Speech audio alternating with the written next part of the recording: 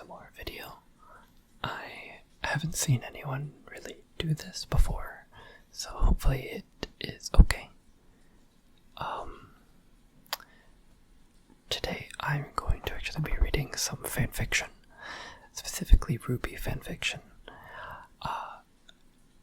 I know that this may get some flack, especially if people find out that I am doing this, but I love fanfiction, specifically by an author by the name of Coeur Al'Aran.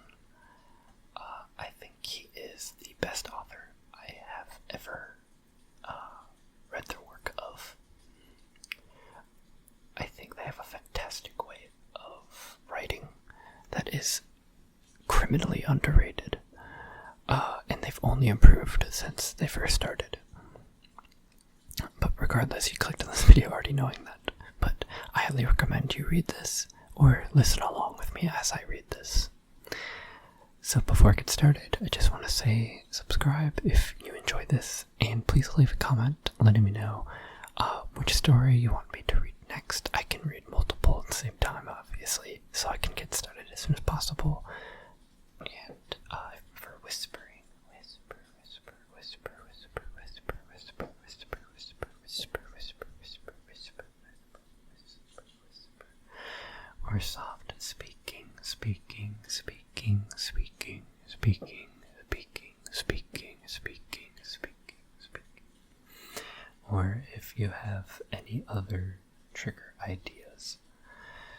If you like certain chewing noises, I can give food a try, but overall, just let me know. But I've rambled long enough. Today I will be reading Coeur's first ever fanfiction for two reasons. One, well, this is my first fanfiction ASMR reading, so I might as well make it his first fanfiction. And secondly, most importantly for me, I haven't read this in so long, so. And don't expect any fancy voices. There are a lot of voices in RWBY, most of them female. And if you can't tell, I am not a female. So, without further ado, chapter 1. Oh, actually, some more ado. I actually do have some gum.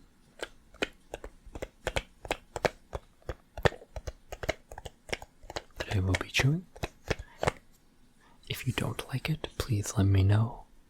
I will not be obnoxious with my chewing, in case you do not like it. But if you want it completely removed, or anything like that, please let me know. But I have some ice cubes. Spearmint.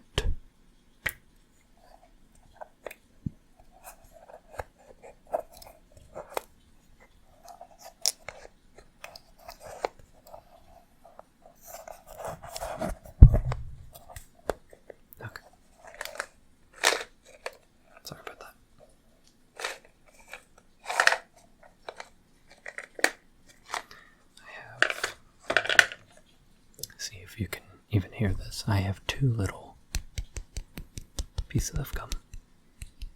I personally don't think that one is enough, so I have two. But bottoms up.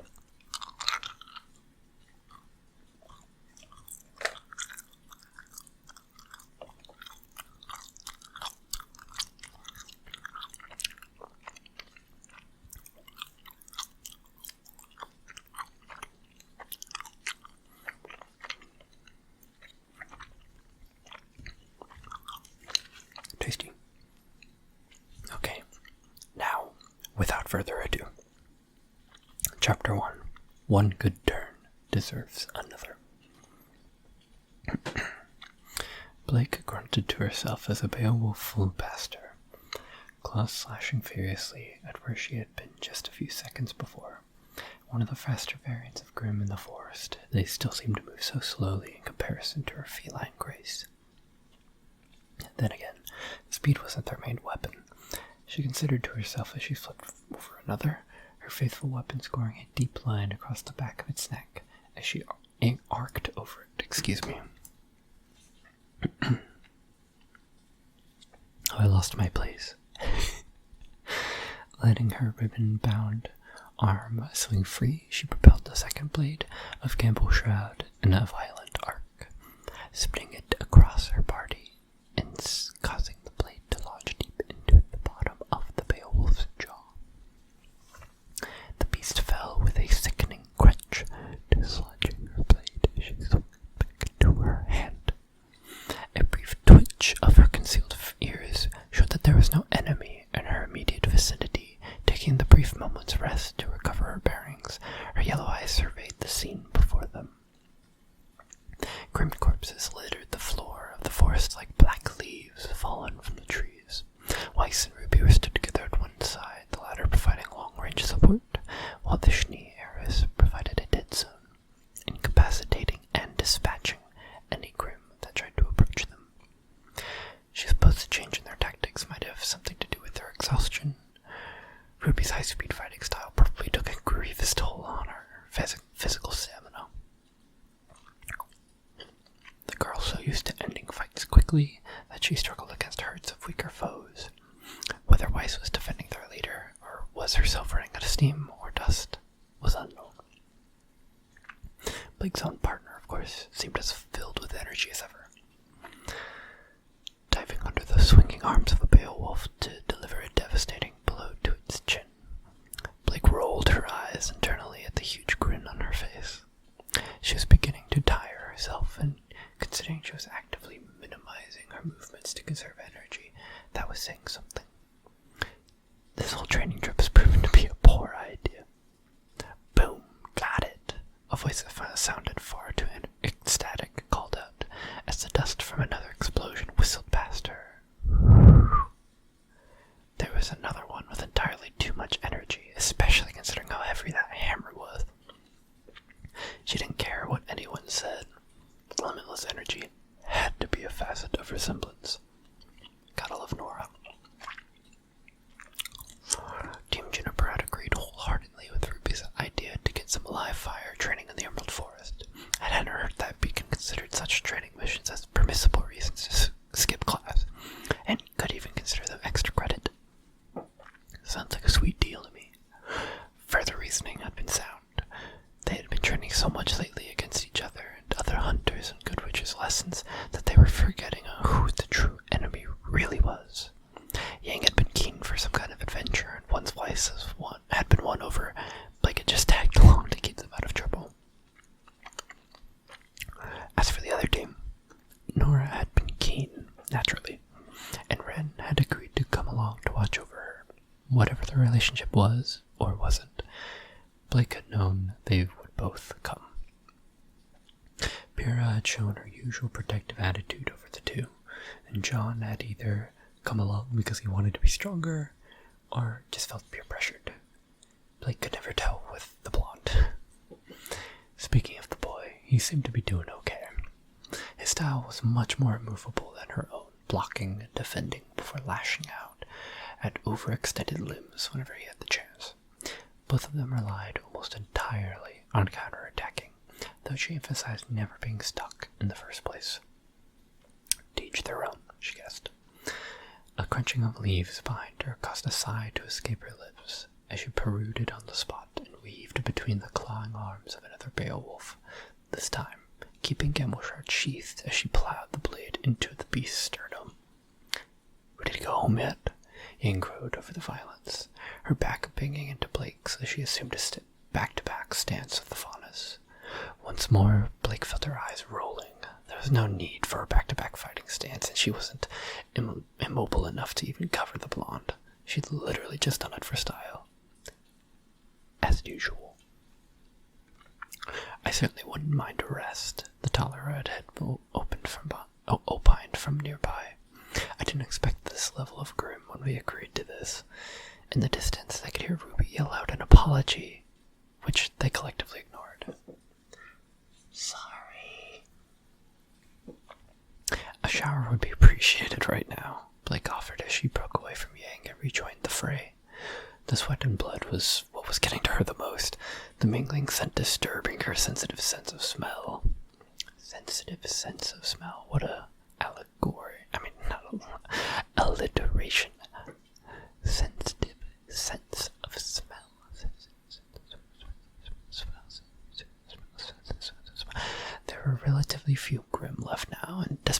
unusually terrible luck, they hadn't managed to attract a Deathstalker with the noise or some such nonsense, nor a squadron of white fang or giant robots or the usual ridiculous scenarios she found herself dragged into. Why was it always crazy, dangerous stuff and not some crazy, good-looking ninjas or something? She thought to herself with a sarcastic grin. Blake, look out! The sudden male scream caught her attention, her eyes instantly alighting on Jean, who was sprinting towards her. Trusting his reasoning despite his usual goofiness, she spun herself to one side, hoping to avoid whatever Grimm had managed to sneak up on her. A huge weight clipped her as she tried to dodge, slamming her to the ground even as a great weight landed on her legs, causing her to hiss in pain. The reflexive strike she delivered with her weapon bit down into thick flesh with little reaction. Little wonder she hadn't heard or felt something sneaking up on her. The body that pinned her legs to the floor was an already dispatched Beowulf that had been knocked aside by someone. Grunting in irritation, she began squirming to free her legs from the smelly creature. Blake, are you okay? The blonde knight asked her as he jogged to her side. She ignored his somewhat rhetorical question as she restrained to free her legs. The body was heavier than she had expected, and brute strength had never been her strongest point. I'm fine. I'll get this off me. Sure. The boy seemed surprised at her instructions, but obligingly hurried to help, settling his hands under the creature's shoulders as he prepared to lift it enough that she could wiggle free. This thing is heavier than it looks. Blake let her head fall back into the soft earth in silent frustration as he struggled with the corpse. Their studies aside, how light had he expected an 8-foot creature made of solid muscle and bone here would actually be? Damn it, this isn't budging. Hey, Ren, can you give me a hand over here? Blake let her head dip to one side as she laconically looked in the direction of the green-clad gunman her savior had shouted out to. The dark-haired boy seemed to let out a short sigh that perfectly reflected her own current mood as he stopped firing to look at them. Right before his magenta irises widened in alarm. Sean, behind you. Blake flinched at the sudden noise and almost let out a yelp of alarm when Sean's boot slammed down next to her face as he took a more rigid stance. A solid ton of muscle and bone was on them at the next moment as a burly clawed arm slammed into the knight's shield, deflecting off with a shower of sparks even as the force drove the boy back a step. Blake resumed her urge, struggling as Jean was forced back. The Beowulf had perhaps not noticed her yet, but it was only a matter of time before it did, or it just stepped on her and killed her. Blake!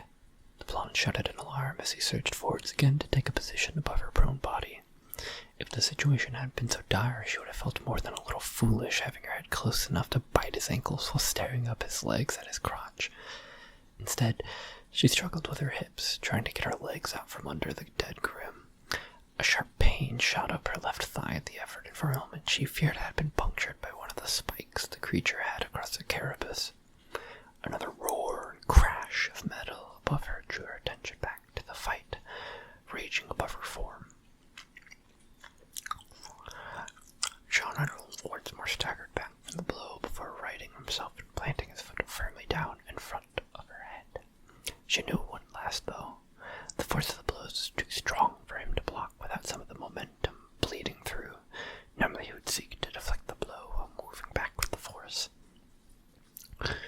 Staying completely stationary was doing nothing but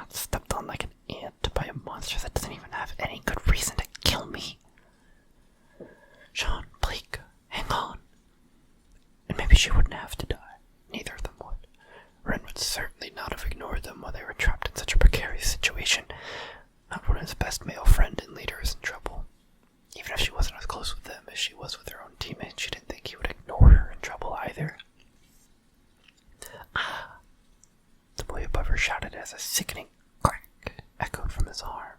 Crack, crack, crack, crack, crack. Blake's yellow eyes widened in sudden fear as she saw his shield arm slump uselessly at his side. The sudden realization of what this meant shone in his eyes as much as her own, as the two of them met. His own blue eyes looked sad and defeated, as though it was just one more reason to be ashamed. She didn't need to see her own eyes to know that they were wide in understanding terror. With the beast lunging in once more, there would be no way for him to defend himself or her from the attack. Instead, he would be forced to abandon his position above her and dodge the blow, leaving her to perish beneath the clawed feet of the maddened Grimm. Their eyes stayed locked to one another as she tried to form the words she wanted. Instead, all she could do was mouth the word she wanted to shout out. Move. His own blue eyes hardened, a sudden flash of anger or frustration even as he let out a short sigh. Blood splashed across her vision a second later as the two forms above her clashed. Through the red haze, you could see the dark bipedal Grimm falling back away with a sword through its face. On the other side, a small, blurry figure also collapsed to the floor. Sean, she whispered in the sudden silence. As she struggled to look at the body laying behind her, his blonde locks had fallen across his face, so she couldn't see if he was awake or even alive. Sean, she tried again, louder this time as she reached out with one hand to touch him. The distance was too much as her questing fingers fell short a scant few inches from his face. Frustrated, she strained herself to touch his skin. There had to be a pulse. There had to be. If only she could reach him and make sure. But the blood. Oh, there was so much blood. Pooling beneath him even as her body screamed in pain from her attempts to stretch it. Another blurry figure rushed to the downed boy's side, a male voice she recognized piercing her confusion. Sean! Oh God, Sean, damn it! Ren. That was good. He would fix this, right?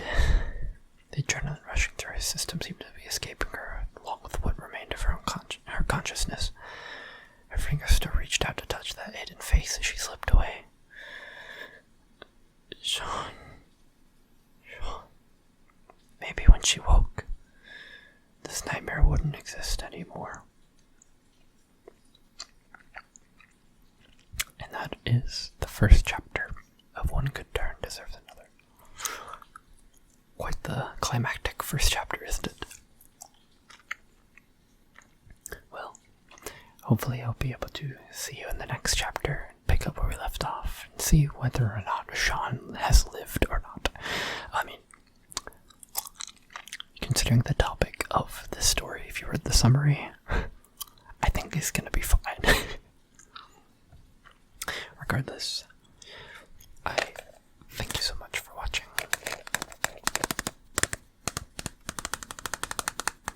Hopefully I have some good visuals to go along with it. I've been playing around with some ideas about what could go along with this audio, but we'll see what I end up coming up with. So finally, once again, I thank you so much for watching. Please give it a like if you enjoyed. Subscribe if you want to hear more.